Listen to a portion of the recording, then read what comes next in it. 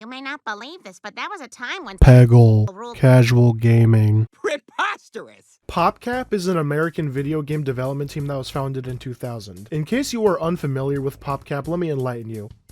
Ever heard of Plants vs. Zombies? How about Peggle? Perhaps Zuma? If any of these games ring a bell, then perhaps you might remember this iconic intro.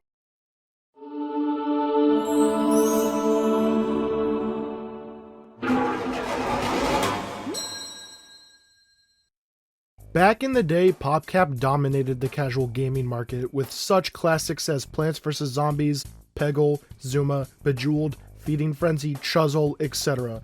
But ever since EA acquired PopCap in 2011, PopCap just does not feel the same anymore. Sure, some of these franchises might have modern day entries, Plants vs. Zombies Battle for Neighborville and Peggle Blast for example, but there's just something missing. The charm and simplicity of the old PopCap games are just something that you can't recapture, and in our modern day it is nowhere to be found. So what happened? Why does it feel like the magic is gone?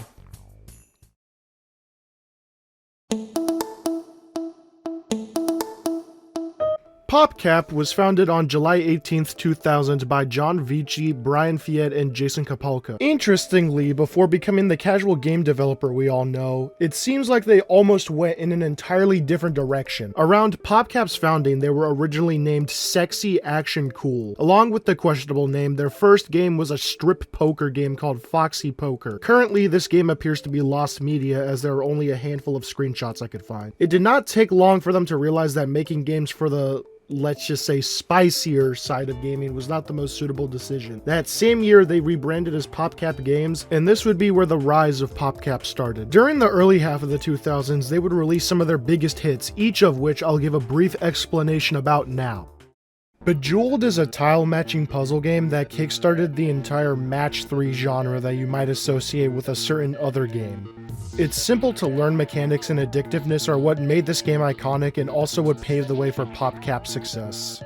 Zuma is a heavily Aztec-inspired, fast-paced tile-matching puzzle game where you play as a frog that matches colored balls to clear out a winding pathway before the skull in the middle sucks all your balls. Pause. The increasing difficulty of each level and satisfying chain reactions when clearing out balls are what made this game an instant classic.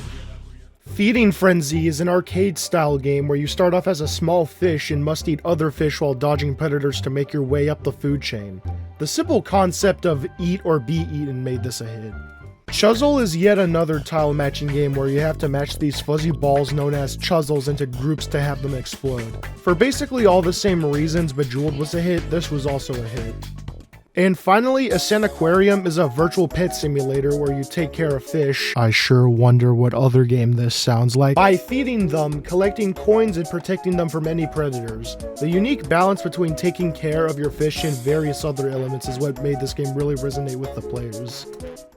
Towards the end of the decade is what I'd consider to be the peak of PopCap games, as this is when they would release some of their biggest hits of all time, which I am going to yet again briefly explain.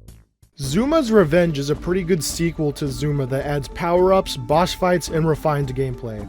Many people love this game as it was similar to the original Zuma but had enough new additions to distinguish the two.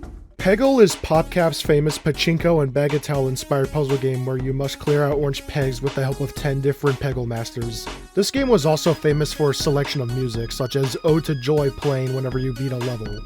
And of course, how could anyone ever forget about Plants vs. Zombies, the world-famous tower defense game where you protect your lawn with the help of Crazy Dave and his quirky plants against the zombies. I don't think I have to explain why this game was loved by so many, as it would be insane if you hadn't heard of Plants vs. Zombies. Peggle would also go on to have a sequel in 2008 called Peggle Knights, which is basically the same game but with new levels and one new Peggle master. It also even had a Valve-influenced spin-off that came as a pack-in with the orange box. The fact that PopCap was able to work with the same people behind the Half-Life and Portal franchises should be a testament to just how big they were around this time. Now sure, these might seem like the type of games that your grandpa would have spent hours grinding on his Windows 7 laptop, but they undeniably had a charm. These games encapsulated the magic of PC gaming in the 2000s, which is something extremely hard to find these days. But as the saying goes, all good things must come to an end. And for PopCap, that end was in 2011. On July 12, 2011, EA bought PopCap for $750 million. Now, don't get me wrong, there have been some good things to come out of EA's acquisition of PopCap, but this is undeniably when PopCap's quality started to decline. Initially, this acquisition seemed fine, as PopCap would continue to make games. But surely these games still have the same charm, right? What do you think the answer to that question is? Now, I wouldn't go as far to say that Plants vs. Zombies 2 is bad by any means. It's actually pretty decent. However, this is when PopCap would start to shift from making paid-for games to free-to-play games riddled with microtransactions. And this decision definitely hurt their reputation in the long run. Personally, I didn't play Plants vs. Zombies 2 a lot when it first came out, but I was a big fan of the first Garden Warfare. And speaking from experience, I can tell you, oh boy, are there microtransactions in that game. Plants vs. Zombies wouldn't be the only franchise that EA butchered, as they also released Peggle 2, which is for some reason exclusive to Xbox 360, Xbox One, and PlayStation 4. Peggle 2 fills up half the damn Xbox. This game definitely does not have the same charm that the first Peggle and Peggle Knights did. I mean, what the hell happened to my boy Bjorn? What the hell happened to Jimmy Lightning? What was wrong with their original designs? And also, who the hell are these new Peggle Masters? Let me also add, around this time, EA did many layoffs of the original employees at PopCap, which even included Plants vs. Zombies creator George Fan, laying off the same employees who gave the old games their charm in the first place, as well as shifting their entire company's focus towards monetization rather than innovation, set a horrible precedent for their future games.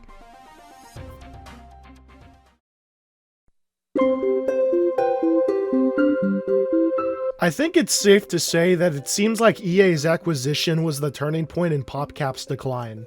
But what exactly was lost from this acquisition? Well, for one, I believe the premium feeling of the old games are gone.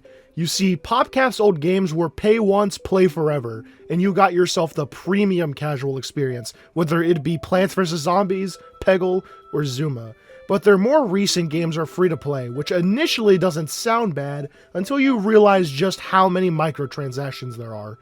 I've already said it in this video, and I'll say it again. Their shift towards monetization instead of innovation is what hurt them in the long run.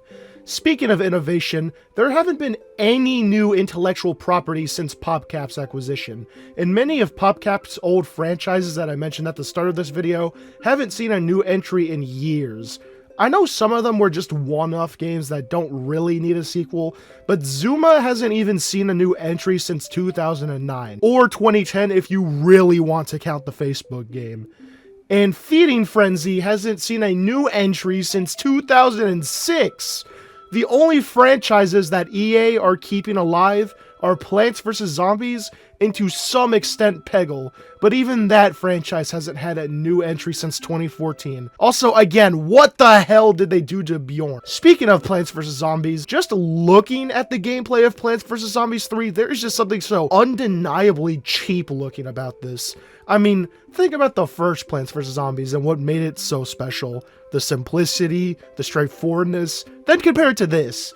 I can't really explain it, but this just looks like some random knockoff of Plants vs. Zombies you'd find on the Google Play Store. Actually, it is on the Google Play Store. PopCap now just being a mere subsidiary of EA means that they have less creative freedom, which is what made their old games special in the first place. The moral of today's story is that PopCap was once the undisputed king of casual gaming, releasing banger after banger. But since EA's acquisition, that charm that made their old games so special has since faded away. Sure, there was some good stuff that came out of EA's acquisition, but PopCap is undeniably now a shell of its former self.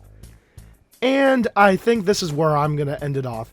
Thank you guys so much for watching. I know there were quite a few PopCap games I forgot to mention, like Bookworm or Astropop, but I didn't mention them for time's sake. So if you enjoyed watching my video, please consider leaving a like and subscribing to my channel, and comment what your favorite classic PopCap game was. And I'll see you on the flip side.